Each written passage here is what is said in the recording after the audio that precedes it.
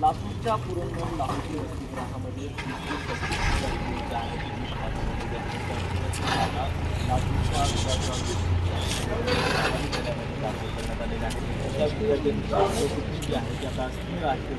डॉक्टरांकडून सांगितलं मात्र काही सामाजिक संघटना ज्या आहेत त्या आता आक्रमक झालेल्या आहेत. या विद्यार्थ्यांच्या संदर्भामध्ये जे आहेत त्या आता संघटना ज्या आहेत काय मला सांगा, काय तुमची भूमिका आहे, काय तुम्ही अभिप्राय घेतले? आज या ठिकाणी लातूरच्या सरकार दुकानात आला असताना बघितलो एवढे विषबाधा झाले, एवढ्या महिला मुली बारक्या त्यांच्या पोटामध्ये दुखू लागलं.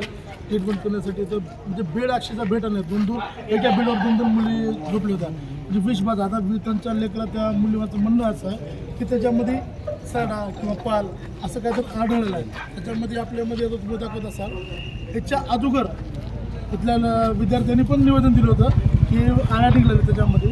पहिलं पण तक्रार दिली, 1 वर्षाखाली तक्रार दिली होती, पण तक्रार दिल्यानंतर पण कारवाई काय झालं नसल्यामुळं नाही इलाजामुळं आता या विषबाधा झाली. आता ह्याच्यानंतर काय होईल तुम्हाला दाखवतो, व्हिडिओ दाखवतो.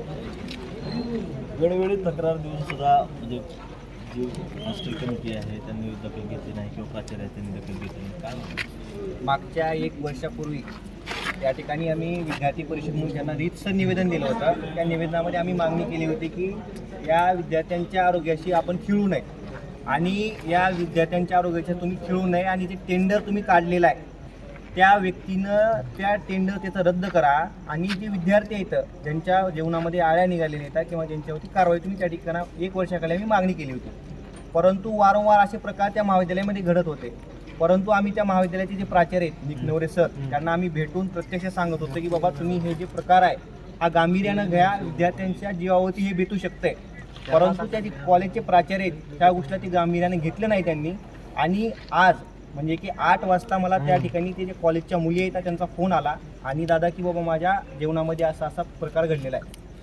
इतकं झाल्यानंतर सुद्धा 8 वाजता त्या मुलींना हॉस्पिटलमध्ये घेऊन जायचं सोडून देऊन त्या ठिकाणच्या ज्या वॉर्डर मॅडम आहेत त्या बाकीच्या मुलींना म्हणतायत की 4 मुली ज्या आज सिरियस आहेत त्या मुली ज्यावेळेस बेशुद्ध पडल्या त्यावेळेस सांगितले की या मुलींनी बाहेर काहीतरी खाल्लं असेल आणि यांना विषबाधा वगैरे काही झालेली नाही आहे असं त्यांनी म्हणलं. परंतु ज्यावेळेस या मुलींची संख्या वाढू लागली त्यावेळेस या ज्या कॉलेजच्या वॉर्डन आहेत त्यांना हे प्रकरण नंतर त्यांनी हे कळवलं. म्हणजे की 8 वाजल्यापासून 10 वाजेपर्यंत या मुलींना त्या ठिकाणी त्यांनी तसंच ताटकळत ठेवलं. आज या हॉस्पिटलमध्ये ज्या मुलींची जी सिरियस कंडिशन आहे त्याला पूर्णपणे कॉलेजच्या जे वॉर्डन आहेत आणि तिथलं जे प्रशासन आहे ते जबाबदार आहे. या ठिकाणी आम्ही अखिल भारतीय विद्यार्थी परिषद म्हणून मागणी करतोय की जे प्राचार्य आहेत त्यांचं निलंबन झालं पाहिजे. कारण वारंवार हा प्रकार घडत असताना हे झोपेचं सोंग घेऊन त्या ठिकाणी बसलेले येतं. विद्यार्थ्यांच्या जीवावरती भेटलेलं आहे. आज त्यांच्या पालकांना या गोष्टी माहीत नाही येतात.